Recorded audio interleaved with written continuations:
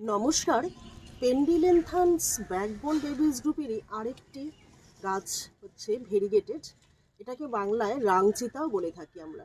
40% মাটি বালি vermi compost, এক মুঠো শিংকুচি, এক মুঠো হাড়কুচি, এক মুঠো নিমখোল দিয়ে মাটি তৈরি করে রেখে যদি এর ডাল পুঁতে দেওয়া যায়, সহজেই কিন্তু এই গাছটি তৈরি হয়ে যায়। শীতকাল, এর পাতাটা দেখুন কি সুন্দর গোলাপি আভা ধরেছে।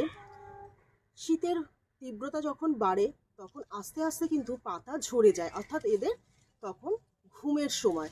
সেই সময় এদের খাবার দেওয়ার প্রয়োজন নেই। ফেব্রুয়ারি আর সেপ্টেম্বর মাসে এক মুঠো করে ভার্মি কম্পোস্ট দিলে এই গাছ কিন্তু দিব্যি ভালো থাকে। খুব একটা রোদ পছন্দ করে না, দিনে 3 থেকে 4 ঘন্টা যদি এমন জায়গায় রাখা যায় তাহলে এই গাছ কিন্তু পাতা খুব সুন্দর হয়। যেহেতু একটু বাওয়াল দিনে একবার প্রয়োজন গাছ ধরে, তার জন্য একতারা বা নিম অয়েল বা সাফ মাসে একবার স্প্রে করলে কিন্তু এই গাছ ভীষণ ভালো থাকে, সুন্দর এবং সুস্থ।